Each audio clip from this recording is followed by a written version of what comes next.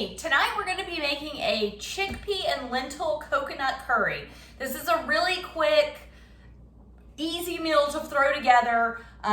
Vegetarian friendly for the most part. I am going to use some chicken stock later on, but you can, that's just because it's what I have on hand. You can easily use vegetable stock instead.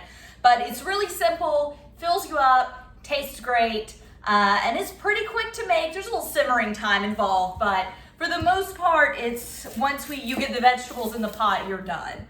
So I'm gonna start by dicing up an onion.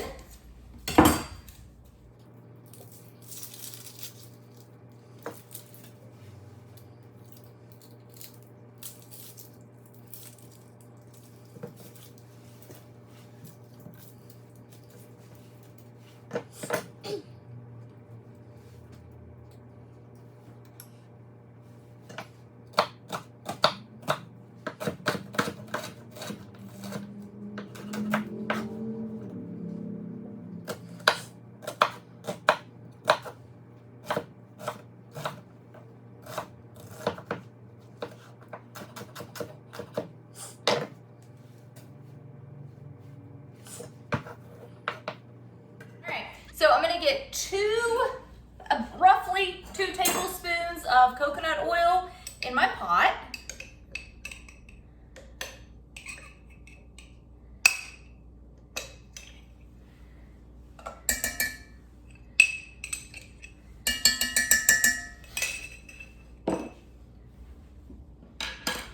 And then I'm gonna do a few cloves of garlic. I'm gonna see how much I have left on this head.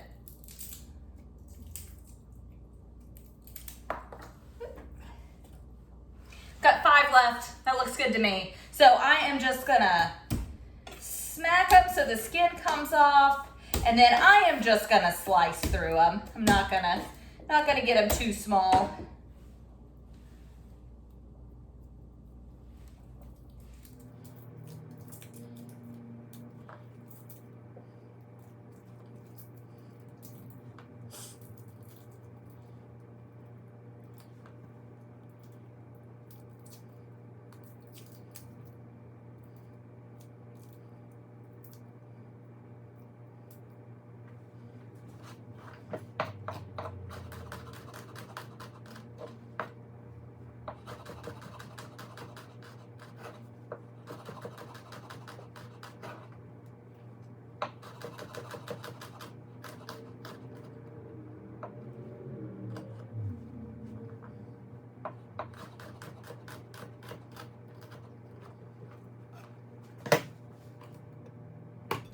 So I'll get my onion in.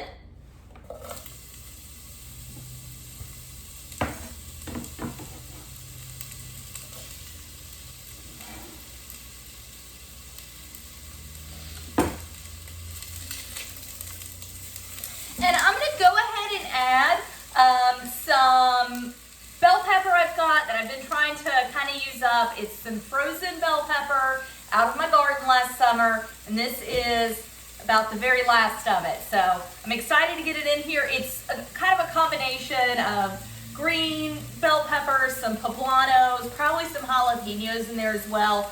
In the past, when I have made this, I usually use a yellow bell pepper just because the yellow kind of goes with the, I don't know, the rest of the colors in the dish and kind of looks nice with it.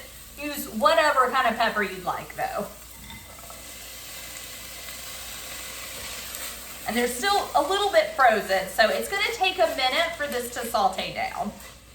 All right, so my vegetables are good and soft, so I've got the onion in there, I've got the frozen pepper, and I had added that garlic in as well. So now I'm gonna add 2 tablespoons of red curry paste. And red curry paste is, I think, generally kind of the hotter curry paste as opposed to green. 2 tablespoons is not for this much. Everything else that we're adding to it, 2 tablespoons is not gonna make it super spicy, but if you're a little concerned, maybe just use 1, or if you're familiar with curry paste, you know you love it, go ahead and use more if you know you can handle it. I'm a wimp, so I can't. But putting the curry paste in here at this point kind of helps helps like meld the flavor in with the peppers, helps get like, it just helps bring out some of the spice that's in that curry paste. So you really just want to coat your vegetables. And then I'm going to go ahead and start adding pretty much the rest of my ingredients. So we're going to add, let's see. Yeah. I'm going to go ahead and add my cup of stock. So this is a pint, so I'm just going to add half of it. And just remember, I'm using chicken stock. As I said earlier, certainly use vegetable stock. Obviously, if you're vegetarian, use vegetable stock. I am not, and I keep homemade chicken stock on hand. So that's why I'm using chicken. So just half of this.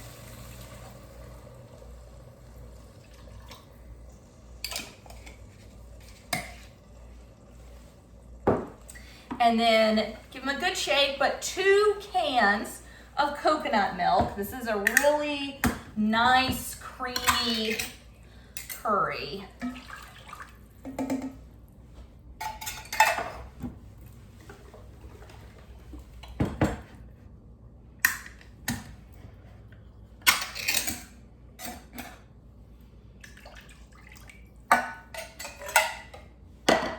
And then I'm going to add 1 cup of dry lentils. And so this is the part that takes the longest, is waiting for the lentils to cook.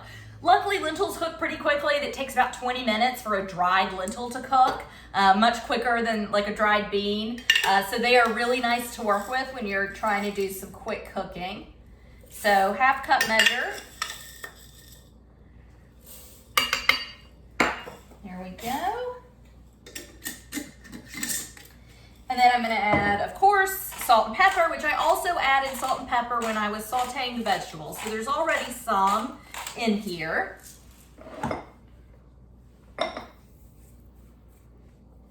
But my chicken stock, when I make chicken stock, I don't salt or pepper it. Well, there's a few, I take that back. There's a few black peppercorns in the stock, but I don't salt it. So kind of bear that in mind when you're adding salt. If you're using a chicken stock or a vegetable stock that's got salt added, you probably wouldn't need to use this much salt as I do. And that's one reason I tend to kind of, I don't give a lot of direction on how much salt to use. It's really just to your taste and how salty you like it. So what I'm going to do is I am going to cover this, let the lentils cook. I'm going to check on it every 10 minutes. Like I said, lentils take about 20 minutes to cook, so I will check on this in about 10 minutes, make sure their liquid level's fine and we're getting to where we need to be with the lentils. And then I am just gonna turn it on low and let it simmer super low until I'm ready to eat. I have a can of chickpeas that I went ahead and rinsed and drained. And about 15 minutes before this is ready to serve, I'm gonna go ahead and throw the chickpeas in at that point. Because they're canned chickpeas, of course they've been pre-cooked, so I don't want them to fall apart. I do still want them to have a little bit of a bite to them, some good texture to them. So I wait until about 15 minutes before I'm ready to eat, then I put them in. And this is really good over rice, over quinoa. It's great with naan bread. So I'm gonna check back on this in about 10 minutes and see how my lentils are going. And then, like I said, once they're done, I'm gonna just turn it on very, very low and eat it whenever I'm ready. It's great to make ahead. This is easy. You could make it the night before, refrigerate it, very easy to do that with. I'm just making it a few hours before though. But I've got 17 minutes on my timer, so that's how long I've been filming. And most of that's probably been talking. So I'd say it's definitely under 15 minutes worth of hands-on work that you have to do to get this meal going. So thanks for joining me, and I will show you the next steps as they come along. But for now, bye.